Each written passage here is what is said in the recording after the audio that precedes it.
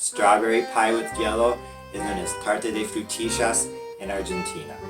Common in cafes in Buenos Aires, this has been on my to-make list for a long time.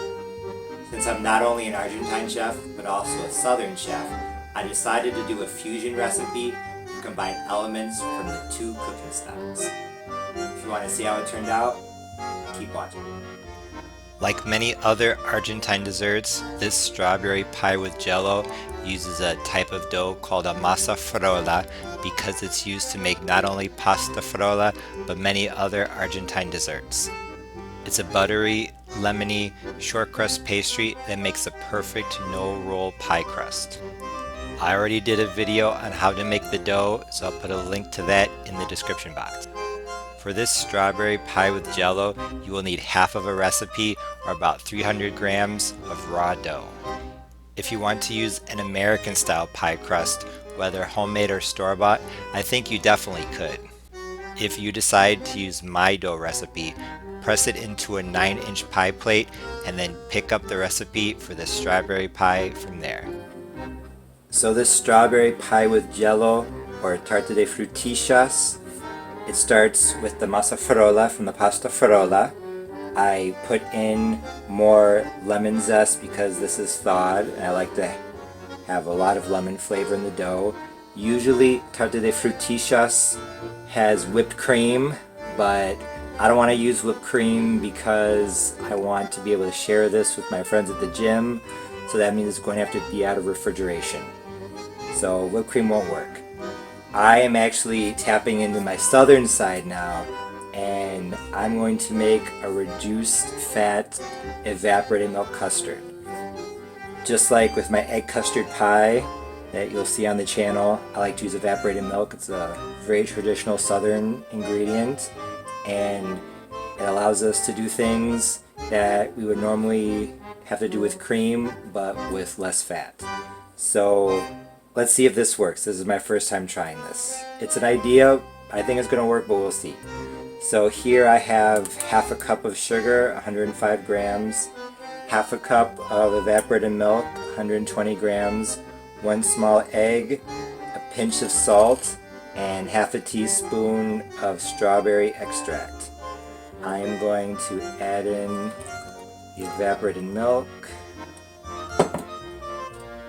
the egg,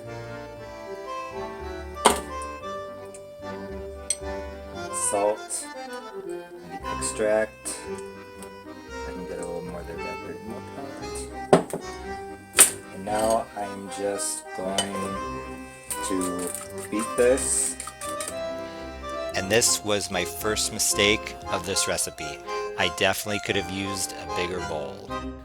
Although I used my handheld electric mixer to mix my custard pies, such as my egg custard pie or my sweet potato pie, I don't think you need one. I think you could do it by hand if you have a really deep bowl and enough elbow grease. However, as you'll soon see, not all of the sugar was incorporated into the evaporated milk, so I had to actually mix the custard filling a little bit once I had already poured it into the pie shell. It wasn't a huge deal. You really couldn't tell at all once it was done, but like I said, this was the first mistake I made with this recipe. But I had a good excuse. At this point, it was probably 3 or 4 in the morning, and I just wanted to go to bed. So this is the raw crust. Just going to pour my mixture in here, and then this thing blend together. I'm going to cook it on 350 for, I'm guessing 20 minutes, but I will let you know.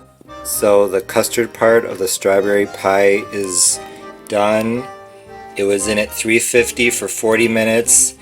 I put some foil around the edge for the last 10, so after 30 minutes. The custard, just like with the egg custard pie, puffed up, interestingly enough, but it's going to sink back down, and once it sinks back down, I am going to continue with the recipe. I thought it might be too dark, but it's not as dark as I thought it was going to be, so it's actually going to be fairly cream-like. And now for the strawberry part of the strawberry pie. This is pretty much completely cooled. It's been out maybe an hour and a half, 2 hours, I'm not sure exactly. But here I have one 16-ounce or 1 pound packet of frozen strawberries that I thawed out. You can see that the juice is coming off of them, which happens with frozen fruit. What I'm going to do is I'm going to take the strawberries and I'm going to place them on the tart, but usually in Argentina you cut them in half like this and you arrange them very intricately around the edge. So hopefully I have enough. So the strawberry part is done. Some of them I cut into fourths, so this is what I did. If it was very big like this, I would cut it this way and then this way. Because if you just have a half of a strawberry, it's going to stick up very high. And I'm going to cover this with the strawberry gelatin. So even this one I might cut even more, just so that I could press it down. So like right here, I cut it there, and I just pressed it down slightly. So didn't turn out too bad, I don't think. If you're using fresh strawberries, you might have to slice them a different way, but thawed frozen strawberries are a lot softer. So now on to the strawberry gelatin. And now it's time to make the gelatin. I don't think I'm going to need a whole 3-ounce packet, so what I'm going to do is I'm going to do half. Those of you who use grams, I'm doing 42 grams of strawberry gelatin, and I have half a cup of part water, part strawberry juice from the frozen strawberries. So in this bowl I'm going to mix the gelatin powder with the liquid that was boiling. I'm going to stir for about 2 minutes. Then I'm going to add another half a cup of cold water. And then I'm going to pour the gelatin over the pie, like I said, once it starts to thicken up. You don't want it to be too runny, you don't want it to be too thick, you want it to have the consistency of honey. So once it's like honey, then it can go onto the tart.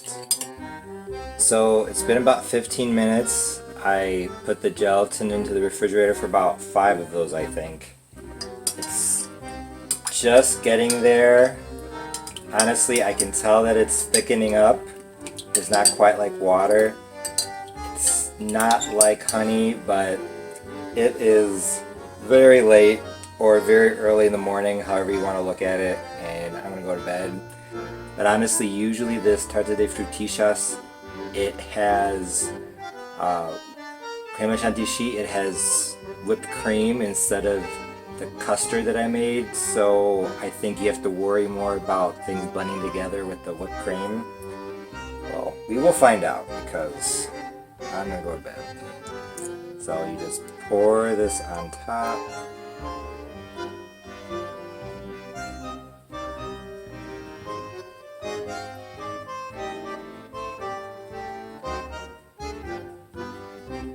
Doesn't run over. And if any strawberry is sticking up anywhere, just sit down like so. It's not going to be perfect. It's not meant to be perfect.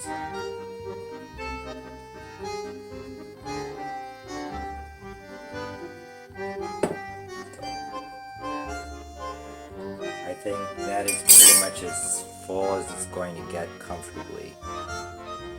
And that was the second most important mistake I made while making the strawberry pie. The Jello was not thick enough. I knew that it should have been the consistency of honey, but at that point it was probably 5 o'clock in the morning and I just wanted to go to bed. Looking back, what I should have done is that I should have put the Jello into the refrigerator for probably 30, maybe 45 minutes, and then I think it would have gotten to the right consistency. However, because I poured on the Jello topping too soon, it seeped into the crust and made parts of it a bit soggy. Was it a huge deal? No, honestly, it was probably 80% there, maybe 75%, but it was just that little thing that I did wrong, that little detail that made it not picture perfect, at least in my opinion. On the other hand, like I said earlier in the video, what's very common in Argentina is to use whipped cream as the base instead of a custard. I'm sure that after a day or two, the whipped cream would start to make the crust a bit soggy. Also, even if the Jello is a perfect consistency when you pour it on top of the strawberry pie, I'm sure that it would still make the crust soggy in spots.